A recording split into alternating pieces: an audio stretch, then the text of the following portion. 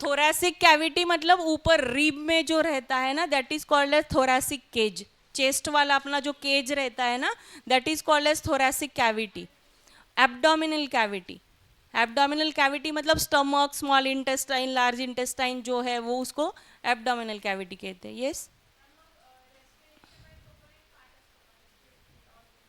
Breathing mechanism ये वाला diaphragm ना, हाँ मतलब आप इसमें जैसे आप सांस ले रहे हो, एयर हम अंदर ले रहे हैं, तो डायफ्राम का अभी इसमें रोल नहीं है। आप बोलोगे कि डायफ्राम हम कहाँ पे डालें, लेकिन चेस्ट कैविटी में ज़्यादा से ज़्यादा एयर सक होने के लिए कौन सा मसल यूज होतो, तो हाँ होतो है ना। तो आपको लगेगा कि ये सैक है वो अपने आप भरता है एयर से, ऐसे नहीं होता। क्या होता है बेटा, ध्यान से देखो, जब हम ब्रीद इन करते हैं, अभी कोई भी लिखेगा नहीं, ध्यान दो बेटा, यहाँ पे इंपॉर्टेंट है। जब हम ब्रीद इन करते हैं तो हम क्या करते हैं, अपना चेस्ट ऊपर ऐसे लेते हैं, रीब जो लेते हैं ना ऊपर लेते हैं, तो ये डायफ्राम जो होता है ना बेटा, डायफ्राम जो होता है ना ये फ्लैट हो जाता है ऐसे। डायफ्राम क्या होता है, फ्लैट होता है। तो उसके ऊपर ये जो लंग्स है अपने, ये जो सपोज अपने लंग्स है, ये क्या होंगे, ये बड़े होंगे, मतलब ये क्या होते हैं, एक्सपांड होते हैं। एक्सपांड होते हैं तो क्या होता है, ये प्रेशर क्रिएट करता है एक, तो ज़्यादा से ज़्यादा एयर क्या होता है अपने लंग्स में, क्या होता है, सक होता है या अंदर आता है। तो जितना ज़्यादा एयर अपने लंग में आएगा, उतना ज़्यादा एयर किसको अवेलेबल रहेगा, अल्वियोलाई को अवेलेबल रहेगा। और एयर अगर ज़्यादा अवेलेबल है तो ऑब्वियसली ऑक्सीजन भी उससे जो ब्लड है वो ज़्यादा से ज़्यादा लेगा।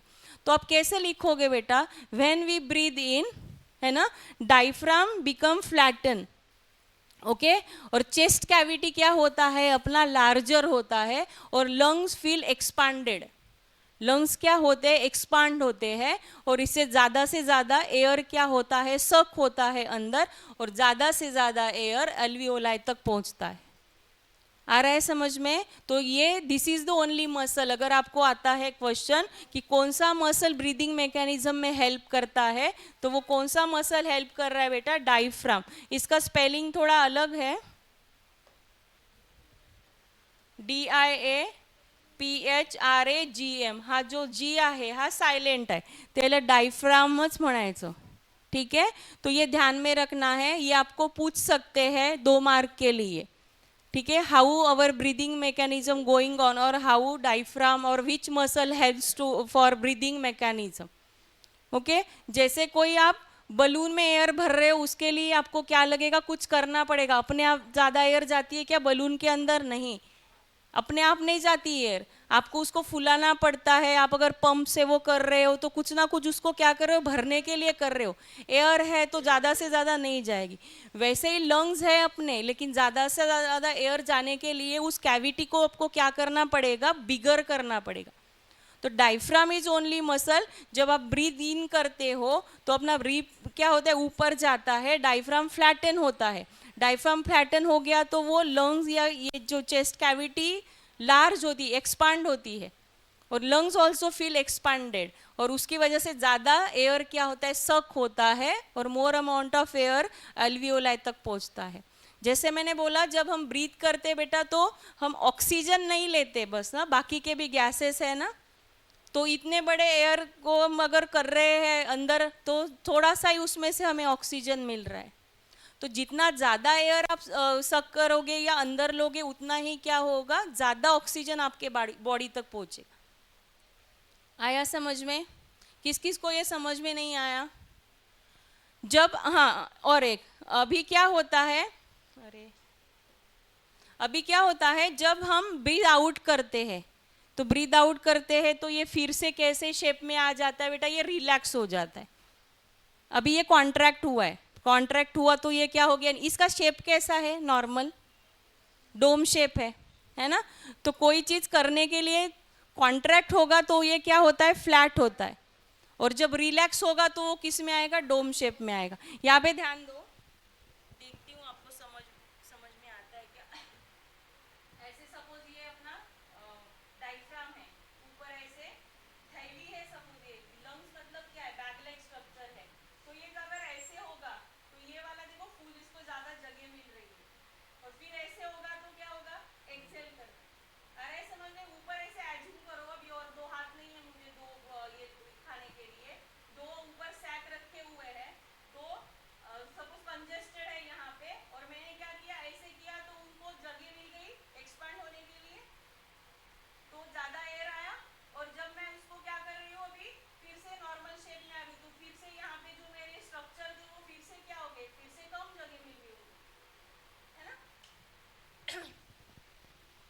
थोड़ा दिमाग में जोर डालो बेटा, अभी थोड़ा कुछ चीज़ें आपको एज्यूम करनी पड़ेगी, क्योंकि जब हम ब्रीथ इन कर रहे हैं ना, आप करके भी देखे रहेंगे तो आपको हमारा बस चेस्ट कैविटी ऊपर जाता हुआ दिखता है, डायफ्राम हम फील नहीं कर सकते कि वो फ्लैट हो रहा है। ठीक है, तो उल्टा नहीं लिखना है कि डायफ्राम भी ऊपर जा रहा है, डायफ्राम फ्लैट होता है इसलिए चेस्ट कैविटी एक्सपांड होती है। इतना समझ में आया? ये बहुत इंपॉर्टेंट है, इसमें मैंने कल से 4 से 5 क्वेश्चन आपको बताए हुए। ठीक है, बहुत इंपॉर्टेंट है रेस्पिरेशन। ठीक है, इतना समझ में आया सबको? अभी थोड़ा प्लांट्स की तरफ मूव करते हैं, और बाद में फिर मैं थोड़ा आपको हार्ट का एक्सप्लेन करूंगी, ट्रांसपोर्टेशन वाला, वो भी बहुत इंटरेस्टिंग पार्ट है। हाँ, नंतर सांगते आता। सो अभी लेक्चर रिकॉर्ड हो रहा है ना, उचकी नहीं है उसमें। ठीक है, सर्वाइकल कैविटी नंतर सांग। एब्डोमिनल कैविटी होता है। अपना जो बॉडी है ना बेटा, उसमें सारे स्पेस होते हैं, इसलिए उसको कैविटी कहते। ठीक है, जगह रहती है ऐसे, मतलब भर भर के है दिख रहा है हमें, लेकिन कुछ कैविटी इज देयर, तो थोड़ा सा मतलब जगह रहना उसको, इसलिए हम कैविटी कहते हैं उसको। ठीक है, अभी ध्यान दो बेटा, यहाँ पे रेस्पिरेशन इन प्लांट्स देखते हैं थोड़ा। Do you know plant respire? Plant का और एक इम्पोर्टेंट क्या है जो हम नहीं कर सकते, वो फोटोसिंथेसिस है। वो क्या है? फोटोसिंथेसिस। सपोज अभी ध्यान दो बेटा, अभी प्लांट अभी आपको पता है कि जैसे एल्वियोलाई कैसे बने हैं, ज़्यादा से ज़्यादा एयर के कांटेक्ट में रहने के लिए उनको बनाया गया है। तो every organism have that structure, जिससे ब्लड में अगर वो ऑक्सीजन एब्जॉर्ब हो रहा है तो वो ज़्यादा से ज़्यादा क्या चाहिए, वो एयर के कांटेक्ट में चाहिए। वो चीज़ ज़्यादा एयर के कांटेक्ट में अगर है तो ही वो क्या हो सकती है, ब्लड में एब्जॉर्ब हो सकती है। ठीक है, तो अभी प्लांट्स को तो लंग्स नहीं है, प्लांट्स को लंग्स नहीं है, लेकिन प्लांट के जो सेल्स होते हैं ना बेटा, दे हैव इंटरसेल्युलर स्पेसेस। उनमें क्या होते हैं? Intercellular spaces. The space between the cell is called as intercellular spaces. Intercellular spaces.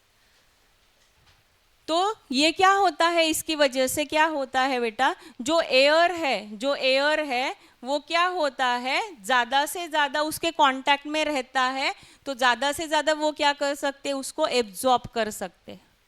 आ रहा है समझ में? जैसे उनको हीमोग्लोबिन होता है कि बेटा, प्लांट्स हीमोग्लोबिन नो, तो फिर O2 कैसे जाता है उनके पास? हाँ, स्टोमेटा से। मतलब जो एक्सचेंज ऑफ गैसेस हो रहा है वो किसके थ्रू हो रहा है? एक्सचेंज ऑफ गैसेस जो हो रहा है वो स्टोमेटा के थ्रू हो रहा है। डू यू नो बेटा, स्टेम पे भी कुछ होता है जिसके जिसके थ्रू प्लांट रेस्पायर करते हैं, उसको कहते हैं लेंटिकल्स। क्या कहते हैं उसको? लेंटिकल्स। लेंटिकल्स कहते हैं, LENTICLES। लेंटिकल्स ऑन स्टेम पे रहते हैं। रूट से भी रेस्पिरेशन होता है, मतलब ओनली स्टोमेटा के थ्रू नहीं होता रेस्पिरेशन, किसके किसके थ्रू होता है? Through stomata, through lenticels and through root also. Root, हाँ हाँ, रूट में जो ऑस्मोसिस के थ्रू ही वो अंदर आता है। ठीक है, लेंटिकल्स। लेंटिकल्स कहाँ पे होते हैं बेटा? On stem. स्टोमेटा तो पता है आपको कहाँ रहते हैं? On leaves. ठीक है, इतना समझ में आया आपको? तो अभी ये ऑक्सीजन अंदर बाहर कैसे जा रहा है बेटा, मतलब अगर यहाँ पे ऑक्सीजन आ रहा है वो किस कैसे आ रहा है, अंदर कैसे आ रहा है? स्टोमेटा के थ्रू आ रहा है, लेकिन कैसे आ रहा है? डिफ्यूजन। सेल के अंदर कैसे जा रहा है? सेल के अंदर कैसे जा रहा है? डिफ्यूजन से। सेल के अंदर कैसे जा रहा है बेटा? O2 डिफ्यूजन से। CO2 कैसे बाहर आ रहा है? डिफ्यूजन से। ओके, मतलब CO2 और O2 क्या कर सकता है? सेल के बाहर भी आ सकता है और सेल के अंदर भी जा सकता है। ओके, तो ये डिफ्यूजन किन दो चीजों पे डिपेंड रहता है, ये आपको क्वेश्चन था। तो ये जो डिफ्यूजन है, diffusion in plants of gas, it depends on first diffusion, ये जो है in plants, it depends on very important point. First point, environmental conditions, environmental conditions, and second one is requirement of plant, requirement of plant. ये दो लिखने से आपको 2 mark मिल जाते हैं बेटा. कि diffusion in plants is depend on which two factor? The factors are environmental conditions and requirement of plant. इसको explain आपको नहीं करना है, बस आपको ये फैक्टर एनलिस्ट करना है. एनलिस्ट करना मतलब एक्सप्लेन करना नहीं होता, एनलिस्ट करना मतलब लिस्ट करके छोड़ देना है उसको. और एक्सप्लेन अगर आता है तो एक्सप्लेन करना है, इसके ऊपर आपको एक्सप्लेनिंग का क्वेश्चन नहीं आएगा. ठीक है, इतना समझ में आया. ये 23 में पूछा गया क्वेश्चन है. ठीक है,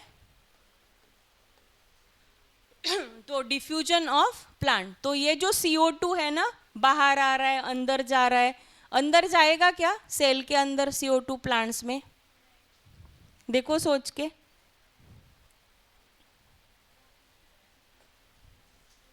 Yes, Manasvi, CO2 will go inside the cell of plant. Yes, miss. भाऊ क्या हुआ, रह गया है? Yes, miss. कैसे जाएगा बेटा? जरूरत है उनको CO2 लेने की कि नहीं है? CO2 कैसे लगेगा उनको? किस चीज के लिए CO2 लगता है? फोटोसिंथेसिस. हम CO2 नहीं यूज करते, हम फोटोसिंथेसिस नहीं करते, इसलिए अपने सेल में CO2 अंदर नहीं जाता. अपने सेल के CO2 क्या होता है, हमेशा बाहर आता है. जैसे अपने सेल के अंदर से O2 आएगा क्या? नहीं आएगा. वैसे ही CO2 अपने सेल के अंदर नहीं जाएगा. लेकिन प्लांट डू बोथ थिंग. क्या क्या करते बेटा प्लांट? क्या करते हैं प्लांट? क्या करते हैं? रेस्पिरेशन भी करते हैं. और क्या करते हैं बेटा दूसरा? क्या करते हैं दूसरा? फोटोसिंथेसिस करते हैं. अभी ध्यान दो यहाँ पे, एक मिनट. रेस्पिरेशन में क्या होगा? क्या करते हो रेस्पिरेशन में? O2 लेते हैं हम और क्या करते हैं? CO2 बाहर करते हैं या एक्सेल करते हैं. यहाँ पे ध्यान देना है. ठीक है, फोटोसिंथेसिस में क्या होता है बेटा? CO2 अंदर आता है और O2 बाहर जाता है. देखो मैं आपको क्या बताने की कोशिश कर रही हूँ यहाँ पे. अभी आपको पता होगा कि ऐसे बोलते हैं कि रात को प्लांट्स के पास या ट्रीज के पास नहीं जाना चाहिए, भूत रहता है. हाँ, क्यों नहीं जाना चाहिए? उसके पीछे एक साइंटिफिक रीजन है. क्या होता है बेटा, अभी ये जो एक्टिविटी है ना, suppose this is any plant, तो ये दोनों थिंग कर रहा है. तो इन अ डे क्या कर रहा है? डे टाइम में क्या कर रहा है बेटा? ये रेस्पिरेशन भी कर रहा है और फोटोसिंथेसिस भी कर रहा है. तो ये जो CO2 इसके रेस्पिरेशन के वक्त निकला है ना, वो ये कहाँ पे यूज कर रहा है बेटा? फोटोसिंथेसिस में यूज कर रहा है. ओके, तो ये भी हो सकता है O2 यहाँ पे रेस्पिरेशन में यूज हो. O2 अपने लिए हार्मफुल है क्या? नहीं है. CO2 अपने लिए हार्मफुल है. तो ये डे टाइम हो गया. In a day plant do both the thing. Respiration भी कर रहा है और फोटोसिंथेसिस भी कर रहा है. तो फोटोसिंथेसिस के रेस्पिरेशन के वक्त जो CO2 बन रहा है, that is using for the respiration during the day time. But night में क्या होगा बेटा? एट नाइट क्या होगा? There is no photosynthesis. Night में क्या होगा? There is no photosynthesis. Photosynthesis की एक्टिविटी नहीं है, मतलब आपकी ये एक्टिविटी नहीं है. रेस्पिरेशन तो वो कर ही रहा है. तो CO2 इज अ मेजर क्या है उसका? Given out. तो अपने लिए CO2 हार्मफुल है ना, तो इसलिए ऐसे बोलते हैं कि रात के वक्त बड़े पेड़ जो होते हैं उनके नीचे ये से नहीं जाना चाहिए. तो क्यों नहीं जाना चाहिए? कि वो CO2 का ज़्यादा ये होगा इसलिए. So there is a reason. तो आपको ऐसे आ सकता है कि why this is called as, ऐसे नहीं आता जनरली, लेकिन ये ध्यान में रखो आप लोग कि डे टाइम में और नाइट टाइम में कौन सा प्लांट क्या करेगा, ज़्यादा से ज़्यादा उसका जो गिवन आउट रहेगा वो क्या रहेगा. आया समझ में सबको? Miss, तो यस मनस्वी. पर प्लांट्स को रेस्पिरेशन क्यों करना होता है? क्योंकि हाँ, ह्यूमन गुड क्वेश्चन। रेस्पिरेशन क्यों करना है? क्योंकि उन्होंने जो ग्लूकोज बनाया हुआ है, the cell do have mitochondria, उसमें भी माइटोकॉन्ड्रिया होते हैं, और कुछ प्लांट्स को कुछ एक्टिविटीज ऐसे करने पड़ते हैं जिनके उसको एनर्जी लगती है। जैसे ट्रांसपोर्टेशन ऑफ फूड हो गया। जैसे फूड कहाँ पे बना बेटा? फोटोसिंथेसिस का फूड कहाँ पे बना है? लीव्स में बना है ओनली। तो रूट को चाहिए, स्टेम को जो फूड चाहिए, तो उसको कैरी करने के लिए उसको भी एनर्जी लगती है। ठीक है, तो यही करता है वो। मतलब हम जैसे ये कर रहे, रेस्पिरेशन कर रहे, वही रेस्पिरेशन माइटोकॉन्ड्रिया में होता है प्लांट सेल के। ठीक है, प्लांट कभी कभी एनारोबिक रेस्पिरेशन भी कर सकते हैं, जैसे वाटर लॉगिंग कंडीशन है। What is mean by water logging conditions? जैसे कभी कभी जमीन में क्या होता है, वाटर भर जाता है, तो वाटर में कौन सा ऑक्सीजन रहता है? Dissolve oxygen. तो डिजोल्व ऑक्सीजन रूट से क्या होता है, वो डिफ्यूजन से नहीं ले सकते। तब अगर प्लांट को चाहिए एनर्जी, तब वो क्या करता है बेटा? अनएरोबिक रेस्पिरेशन करता है ना। ह्यूमन बींग में भी तो होता है कभी कभी anaerobic respiration, lactic acid form होता है, वैसे उसमें भी होता है। आया मनस्वी समझ में बेटा? Yes, miss. हाँ, तो बेसिकली वही है कि उनको एनर्जी चाहिए, जो एटीपी चाहिए उसको निकालने के लिए ग्लूकोज का ऑक्सीडेशन करना है, उसके लिए वो क्या करते हैं? रेस्पिरेशन करते हैं। उनको अपने जैसे नॉस्ट्रिल नहीं है, नाक नहीं है, तो वो कहाँ से गैसियस एक्सचेंज करते हैं? Through stomata, through lenticels and through root hair. Diffusion से क्या होता है? ऑक्सीजन अंदर आता है। तो अनएरोबिक, जब वाटर लॉगिंग कंडीशंस होता है तो रूट करता है वो अनएरोबिक रेस्पिरेशन। ठीक है, क्वेश्चन है कुछ आपको आना? हाँ बोलो।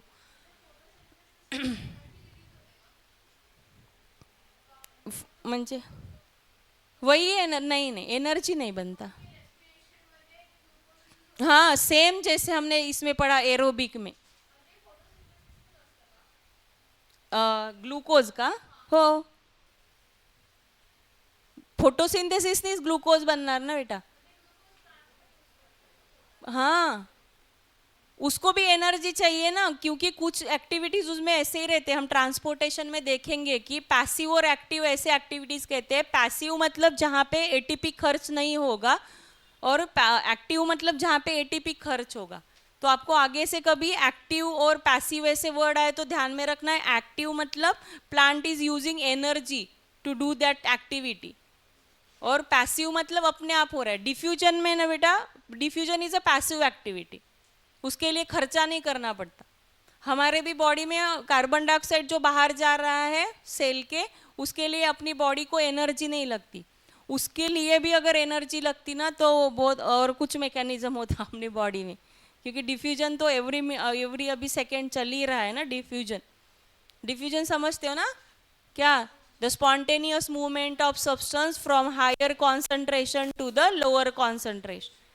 ठीक है, this is called as diffusion. How do carbon dioxide transport from that cell to alveoli? Diffusion से। और क्या होता है बेटा? CO2 इज डिजोल्व, और क्या होता है? बाइकार्बोनेट के फॉर्म में वो आता है बेसिकली। ठीक है, मैंने आपको वीडियो बताया था लास्ट टाइम, उसमें है HCO3। मैं फिर से प्ले करूंगी अगर टाइम रहा तो। इतना समझ में आया सबको? ओके, तो इसका कैसे लिखा बेटा आपने? इन a day in a night दोनों भी लिखना है। There is no photosynthesis, so क्या लिखोगे इसके नीचे बेटा? सो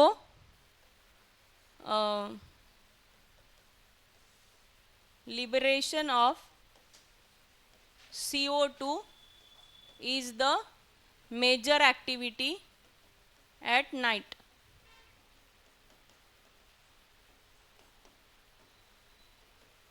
So it said that we do not want to go to under the tree.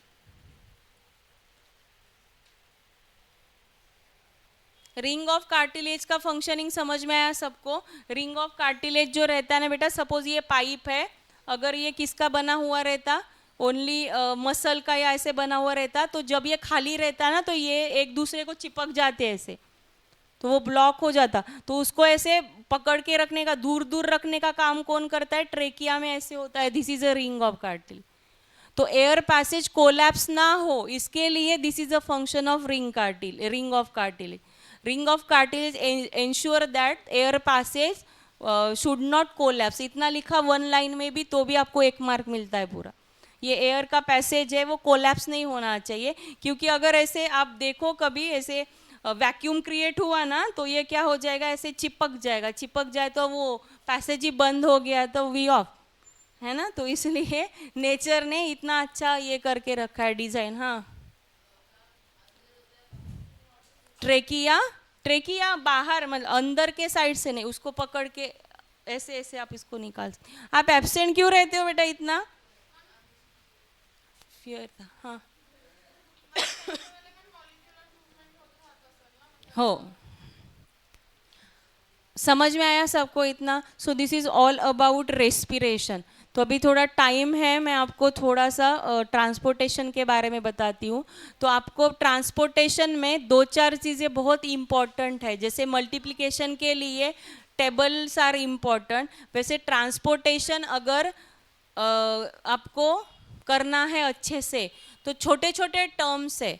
हमें अभी लग रहा है कि हाँ है, ये है, इजी तो है, सब इजी ही है बेटा. अच्छा पढ़ोगे, जितना पढ़ोगे वो इजी ही है.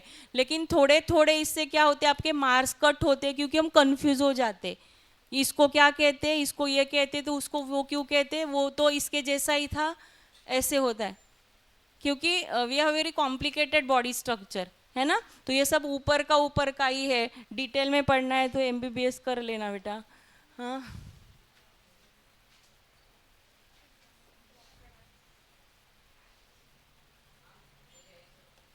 हो, थाम ना जरा,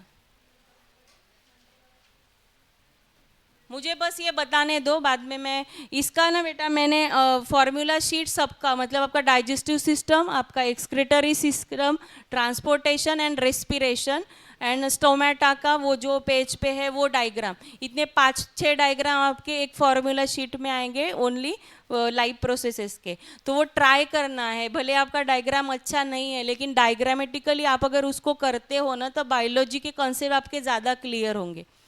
ट्राई कर सकते हैं हम, इतने डिफिकल्ट डायग्राम नहीं है. और एग्जैक्ट हम तो नहीं निकाल रहे, हम क्या निकाल रहे हैं, बस उसका हम जो पढ़ रहे रिप्रेजेंटेशन कर रहे है ना. ऐसा ही होता है, ऐसा ही थोड़ी है, इधर उधर हो गया तो थोड़ी आपके मार्क्स कटने, लाइन इधर उधर गया तो. मेडिकल थोड़ी पढ़ रहे हम लोग, हम पढ़ रहे कि हार्ट का एक्टिविटी कैसे हो रहा है. तो अभी हार्ट क्या होता है बेटा, सो दिस इज ट्रांसपोर्टेशन. बात नहीं करना है, बहुत इंपॉर्टेंट टॉपिक है. ट्रांसपोर्टेशन इन ह्यूमंस पढ़ते हैं पहले. So what is mean bye transportation first. What is mean bye transportation. अभी आपने देखा हमने खाना डाइजेस्ट किया, वो ब्लड में अब्जॉर्ब हो गया. हमने देखा हमने रेस्पिरेशन मतलब ब्रीथ किया, अल्वियोलाई से ऑक्सीजन किस में एब्जॉर्ब हो गया बेटा, ब्लड में एब्जॉर्ब हो गया है ना. तो अभी ब्लड में तो ये चीज़ें आ गई, ब्लड को कहाँ पहुँचानी है, वो एवरी सेल तक पहुँचानी है. तो there should be pumping system, क्योंकि अपना बॉडी इतना बड़ा है तो ब्लड कहाँ कहाँ पे खुद को पुश करेगा. तो हार्ट क्या है बेटा, हार्ट कुछ नहीं करता. हार्ट बस क्या है, एक मसल का क्या है, अपने बॉडी में पंप है. जैसे कूलर लगाते रहेंगे तो पानी ऊपर आने के लिए पंप रहता है. पंप क्या करता है, पानी को ऊपर नीचे जो भी है वो उसका काम है कि पुश करना पानी को, है ना. इसलिए आपको ठंडी हवा है. तो पंप है ये. पंप क्या करेगा, आपके सेल तक ऑक्सीजन पहुंचाने की क्या करेगा बेटा, कोशिश करेगा. लेकिन आपके सेल ने CO2 भी बनाया हुआ है ना. आपके सेल ने CO2 भी बनाया हुआ है, वो भी क्या करना चाहिए, एक्सहेल करना चाहिए. नहीं तो हम जिंदा नहीं रह सकते है ना, कि सेल में वो CO2 ज़्यादा हो गया तो heart is only pumping system. यहाँ पे बहुत एक चीज़ अच्छे से ध्यान में रखना है, heart is a pump only. Heart क्या करता है, लंग्स के पास एयर को ब्लड को भेजता है. हार्ट क्या करता है, ध्यान से सुनो, लंग के पास क्या करता है, ब्लड को भेजता है. अभी इसमें छोटी छोटी चीज़ें इन्वॉल्व होती है, जैसे आर्टरी, वेन्स एंड हाँ ब्लड वेसल किंवा कॅपिलरीज. ये सारा ही किस में आता है बेटा? ब्लड वेसल्स में आता है। मतलब we have artery, we have veins, we have blood capillaries. ठीक है, तो आर्टरी क्या करती है? आर्टरी क्या करती है? ऑक्सीजनेटेड ब्लड को क्या करती है? ट्रांसफर करती है फ्रॉम हार्ट टू बॉडी। क्या करती है बेटा? From heart to body. मतलब ऑक्सीजनेटेड ब्लड है मेरे पास, वो क्या कर रहे हैं? ब्लड ट्रांसफर हो रहा है कहाँ से कहाँ तक? From heart to body. अभी बॉडी के पास मतलब सेल के पास, बॉडी मतलब यहाँ पे क्या मतलब लेना है? सेल। सेल के पास क्या है बेटा? डीऑक्सीजनेटेड ब्लड है। What is mean bye deoxygenated blood? जिसमें ऑक्सीजन नहीं है। तो what is mean bye deoxygenated blood? Carbon dioxide rich blood. Carbon dioxide rich blood को ही क्या कहते हैं? Deoxygenated blood. तो ये कहाँ से कहाँ कैरी कर रहा है बेटा? कहाँ से कहाँ कैरी कर रहा है? सॉरी, दिख रहा है आपको? कहाँ से कहाँ कैरी कर रहा है बेटा? Body to heart, body to heart. इतना समझ में आया? अभी ये तो अभी एकदम सिंपल एग्जांपल, अपने घर पे जो पानी आता है नल से, है ना, तो वो आता है कोई डैम से आता रहेगा, है ना, जो भी है। तो डैम से अपने यहाँ तक आने के लिए there are various pipelines are there, है ना। वहाँ तक आ गया जल शुद्धिकरण केंद्र तक, फिर इधर एरिया में आ गया। तो पाइप का क्या है? ये नेटवर्क है। फिर अपने घर में आता है और एक बड़े पाइप से आता है, और अपने बाथरूम टॉयलेट या जो भी है किचन का एरिया, वहाँ से और डिस्ट्रीब्यूट होता है ताकि हम उसको क्या कर सके? यूज कर सके। तो ये ब्लड पहुंचाना कहाँ है बेटा हमें? सेल तक। तो बड़े पाइप रहे के फायदा है क्या? सेल तो दिखता भी नहीं, तो बड़े पाइप से वो कैसे उसको एब्जॉर्ब कर पाएगा? तो there should be a structure which is like that cell thickness, उतना ही होना चाहिए। तो उसको क्या कहते हैं बेटा? कैपिलरीज। उसको क्या कहते हैं? कैपिलरीज। मतलब ऐसे समझ लो, वो नल का जो नल है अपने घर में, वो क्या है? सपोज कैपिलरी है। That capillary join to the bigger pipe, और that bigger pipe join to और बिगर पाइप। हाँ, जॉइन करता। आया समझ में? इतने मतलब इतने इजीली आप ये समझ सकते हो क्या है कैपिलरी, क्या है वेन, और क्या है आर्टरी। ठीक है, यहाँ पे ध्यान दो, ये तीन चीजें समझ में आई। यहाँ पे मैं लिख लेती हूँ, what is capillary? It is a thin one cell thick blood vessel. मतलब एक्चुअली जो ऑक्सीजन कैरी होगा वो किसके थ्रू होता है? कैपिलरी के थ्रू।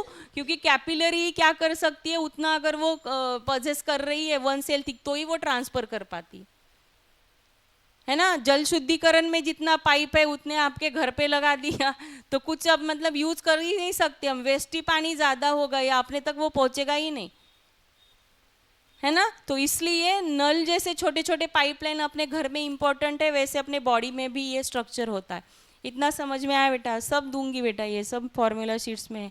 बस मैं क्या बोलते जाती हूँ ना, वो ध्यान में रखते जाओ आप लोग। ठीक है, अभी यहाँ आते हैं। अभी दिख रहा है सबको ये डायग्राम? मनस्वी, आपको दिख रहा है? यस, बस इसको एक्सप्लेन कर रही हूँ। नेक्स्ट इसमें मैं एक्स्ट्रा लेक्चर लूंगी मैं संडे को। ठीक है, अभी ये 4 पार्ट होते हैं, 4 चेम्बर होते हैं अपने हार्ट के।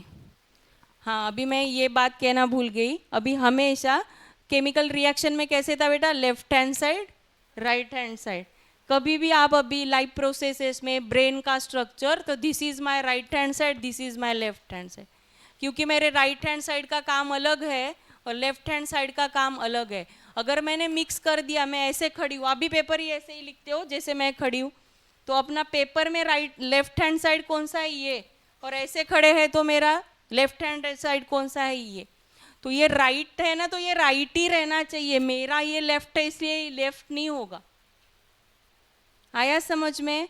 कभी भी ह्यूमन के जो डायग्राम है वो कैसे कंसीडर करना है कि हम पेपर पे बैठे हैं ऐसे, मेरे पीछे मेरे हार्ट का डायग्राम है, तो this is right side, this is left side. अभी this is right side and this is left side of my heart. ऐसे हूं इसलिए ये मेरा लेफ्ट हो गया, ये राइट हो गया, ऐसे नहीं होता। आया समझ में आपको? यहाँ पे ध्यान दो बेटा, देर आर 4 चेम्बर। कितने चेम्बर होते हैं? 4। राइट एट्रियम जो ऊपर वाला पार्ट होता है that is called as atrium. ये वाला जो पार्ट है, ये वॉल है, आपको दिख रहा है, इसको कहते हैं tricuspid valve and bicuspid valve. Valve होते, वॉल क्या करते हैं? हमेशा बैकफ्लो को अवॉइड करते हैं।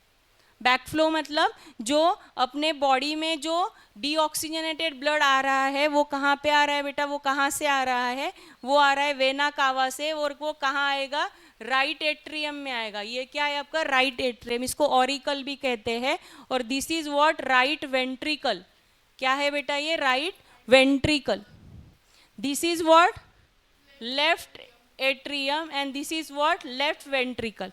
ऐसे मेरे हार्ट के या अपने हार्ट के कितने चेम्बर होते हैं? 4 चेम्बर होते।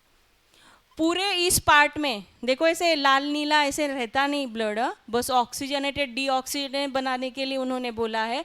जो लाल है वो ऑक्सीजनेटेड ब्लड है इसमें, और जो नीला दिख रहा है वो कैसा है? Deoxygenated blood.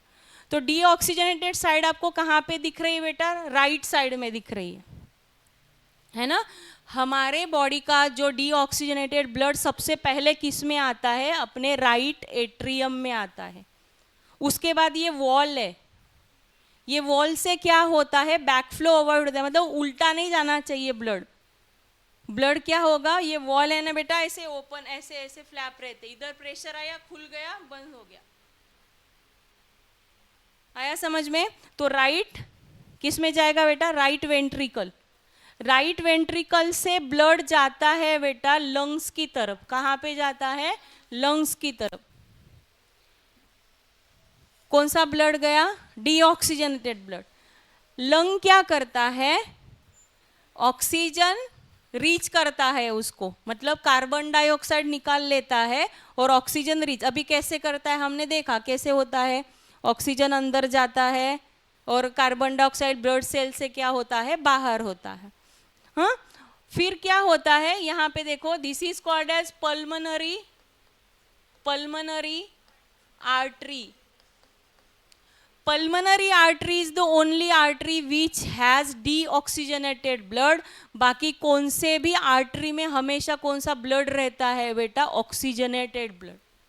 ये मैं बोल रही थी आपको, जो कंफ्यूजन होती है ना, अभी आर्टरी में तो कौन सा ब्लड रहता है? Oxygenated blood. But pulmonary artery is the only artery which carries the deoxygenated blood. Pavina confuse हो रहे हो? नहीं ना? अगर हो रहे हो कुछ तो बताना मुझे, डाउट नहीं रखना है बिल्कुल दिमाग में।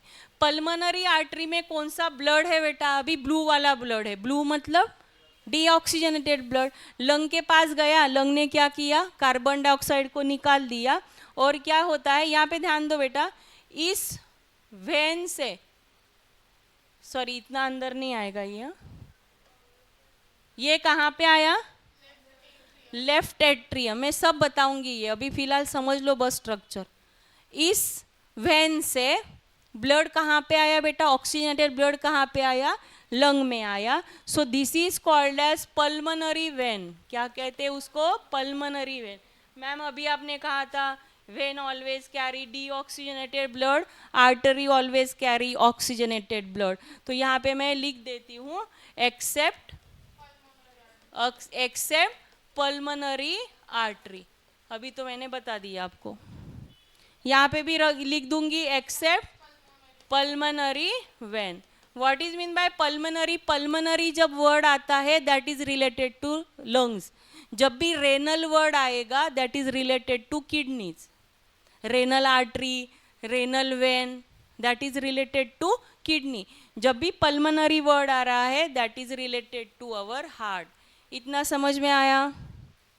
देखो यहाँ पे ध्यान दो बेटा, देखो बोल रही तो सब लिख ही रहे।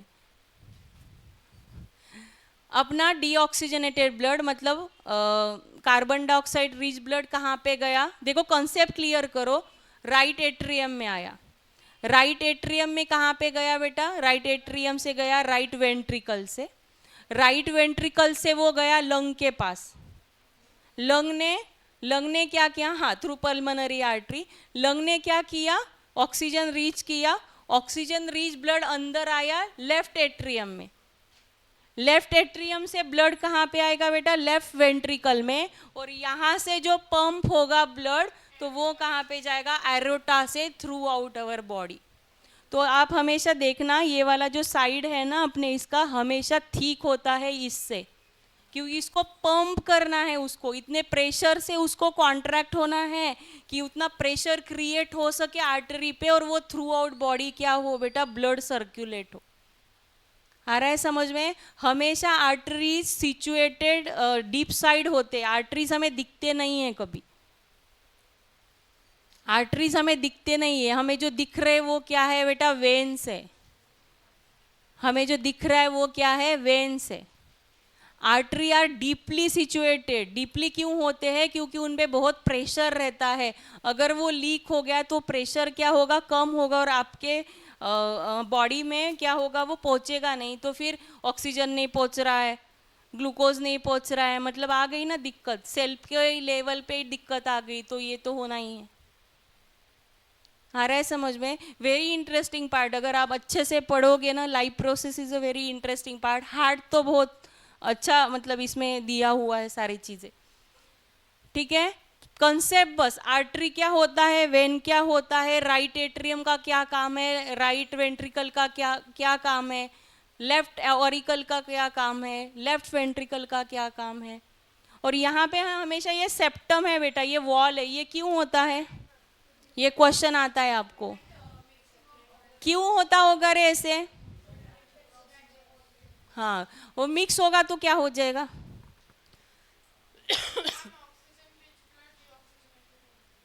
उससे क्या होगा? हाँ, we are being a multi cellular organism is the only reason our energy needs are very high. ऐसे अगर होगा तो अपने बॉडी तक ऑक्सीजन अगर नहीं पहुंचा तो अपने सेल एनर्जी को नहीं निकाल पाएंगे। तो we are multi cellular organism, our energy needs are very high, so deoxygenated blood and oxygenated blood is separated in our body. आपने सुना होगा बेटा, ये कभी कभी डिसऑर्डर रहते, छोटे बच्चों को हार्ट में होल रहता है, सर्जरी नहीं होता उसका, थोड़े दिन बाद वो मतलब एक्सपायर हो जाते हैं। वो क्यों होता है? क्योंकि उनके होल के थ्रू वो क्या हो रहा है, मिक्सिंग हो रहा है। अगर एक होल से मिक्सिंग हो रहा है, अगर ये नहीं होता, या we have only 3 chamber heart, तो ये हम सर्वाइव ही नहीं कर पाते। 3 चैम्बर हार्ट होते हैं, किसको होते हैं वो आपने मुझे बताना है। रेप्टाइल्स को होते हैं 3 चैम्बर हार्ट, मतलब उनका ब्लड ऑक्सीजनेटेड डीऑक्सीजनेटेड क्या रहता है बेटा, मिक्स रहता है। तो उनके, और इसको डबल सर्कुलेशन कहते हैं, क्योंकि अपने 2 बार ब्लड क्या होता है हार्ट में जाता है, एक बार डीऑक्सीजनेटेड जाता है, दूसरी बार ऑक्सीजनेटेड जाता है, so we have double circulation. ये भी क्वेश्चन आता है, बोर्ड का क्वेश्चन है ये, व्हाट इज डबल सर्कुलेशन। तो आपको लिखना है, in our body blood goes in heart 2 times, 1 time deoxygenated blood and 1 time oxygenated blood. Lungs सभी जगह नहीं भेज देता बेटा, मैंने बोला आपको, heart is a pumping system only. Yes, हाँ है नहीं है।